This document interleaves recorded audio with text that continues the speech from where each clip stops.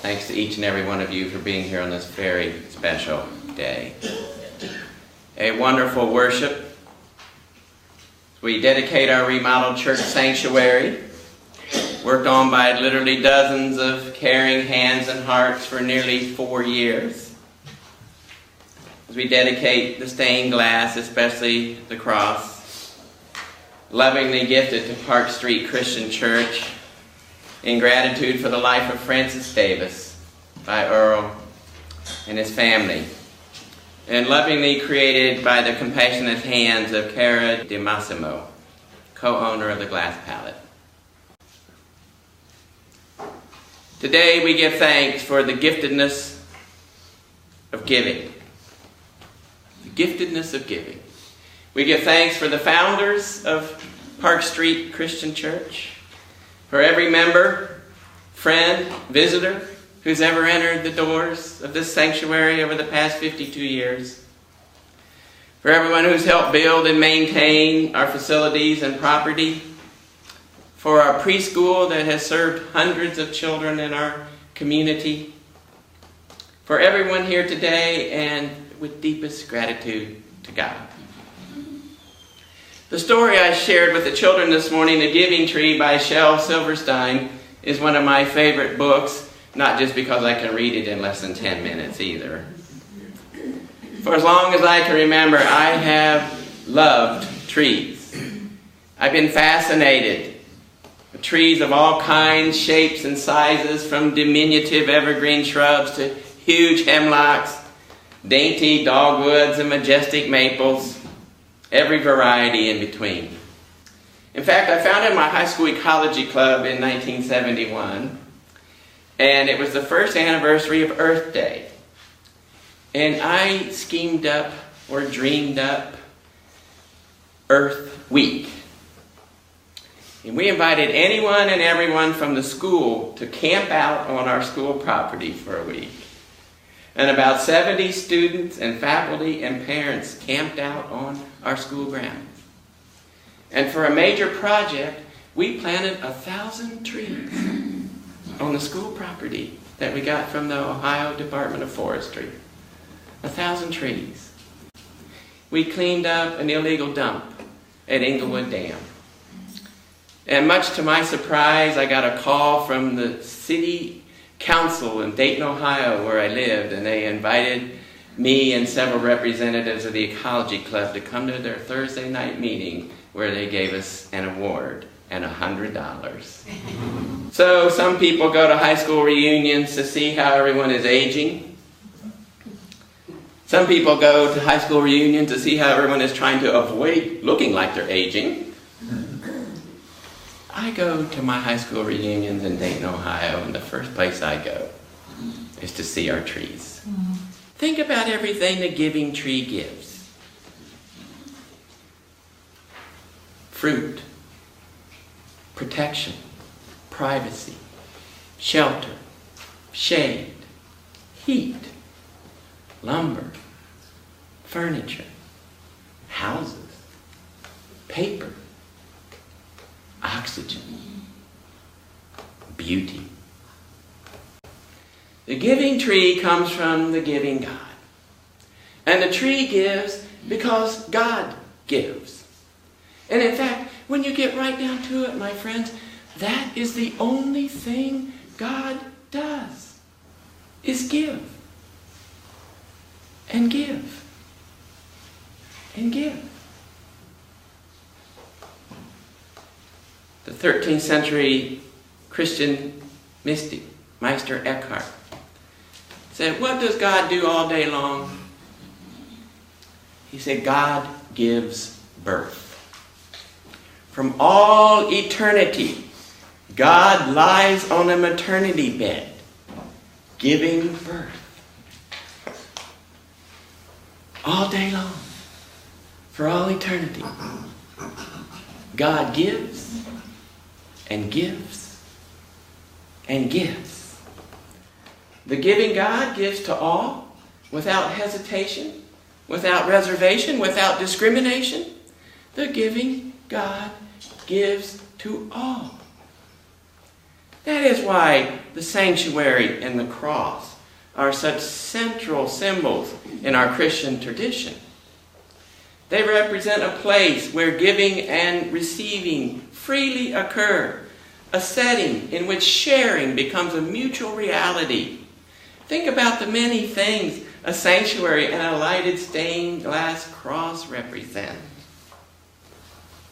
Welcoming, offering, hosting, serving, feeding, grieving, comforting, praying, laughing, singing, dancing, crying, hugging, dying, rising, forgiving, nurturing, sharing, giving, giving, giving. Throughout the gospel stories, Jesus is often at places of sanctuary, and in fact, every place in the gospel story where Jesus is becomes a sanctuary. The first story of Jesus in Luke's gospel says that Jesus is born in a manger, an earthly sanctuary where animals are fed and nurtured. Throughout his ministry, Jesus dines at all kinds of sanctuaries with people from all different backgrounds, from the wealthiest to the poorest, from the most righteous to the most sinful. It makes no difference to Jesus. He lives his life as a sanctuary to everyone on the face of the earth. In his parables and his teachings, the central metaphor of the kingdom of God is that it is a sanctuary. It is a place in which a great dinner, a banquet, is served to people from every corner of the earth. Jesus says people will come from the east and the west and the north and the south and will eat in the kingdom of God. East, west, north, south. Is there any direction left out? Is there any person in the face of the earth left out? Jesus welcomes Christians and Jews, Buddhists and Hindus, native peoples, atheists too. He doesn't discriminate. He welcomes everyone. In Luke's gospel, the Passover meal, which we will celebrate on Thursday, is described as taking place in a sanctuary, quote, a large room upstairs already furnished. Isn't that a lovely description of where the Last Supper takes place? A large room upstairs, already furnished by God. And Jesus and his closest followers, women and men, young and old, commune together at that sanctuary. The next day, Jesus' life ends in the same place where it began, in an earthly sanctuary, and Jesus' life ends as an offering of sanctuary. There are 3 crosses in Luke's gospel, and Jesus is in the middle, between 2 thieves, on his right and his left. And in the utter abandonment of death, Jesus offers his 2 newfound friends the only sustenance which really matters. Truly I say to you, today you will be with me in paradise. Truly I say to you, today, you thieves, you criminals, you outcasts from society, you rejected ones, you abandoned ones, you will be with me in paradise. Take a look, my friends, at this lovely stained glass cross. It portrays an invitation to paradise. An invitation to paradise. It's a symbol of welcoming. a symbol of peace, a symbol that we are in the sanctuary of God. And during his very moving concert on Friday to a packed house at the Albemarle County office building, my friend Wang talked about the importance of silence. And after every song, Wang holds his flute in silence. And the silence is just as important as the playing of the flute. We sit in silence. Something happens in the silence. When the Wang plays, the Shenandoah Recorder Society plays, or Sue plays, we listen to the music. But when we sit in silence after the music, we have the opportunity to let the music come into us more deeply. In silence, we no longer simply listen to the music. My friends, in silence, we become the music. If we sit quietly and look at the glowing cross, gaze at its extraordinary beauty, the colors, the textures, the shades of light, we can be transported to a calm, warm, comforting place, a sense of paradise right here, right now, in this present moment.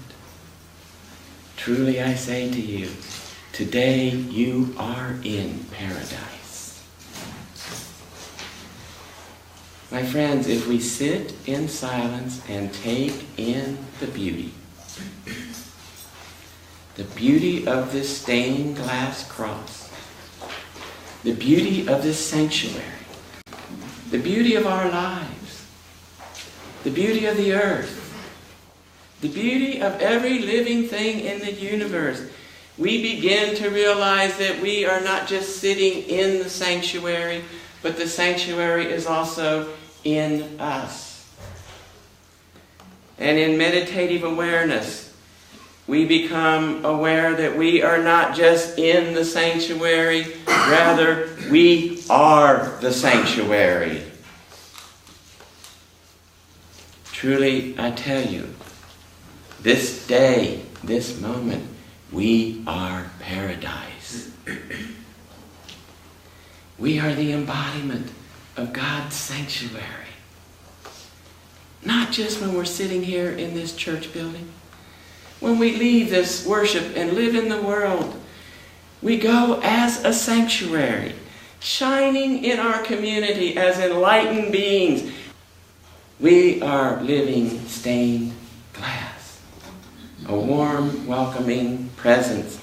We are enlightened beings, glowing with the compassion of God on behalf of the giving God who gives to all and who never stops giving.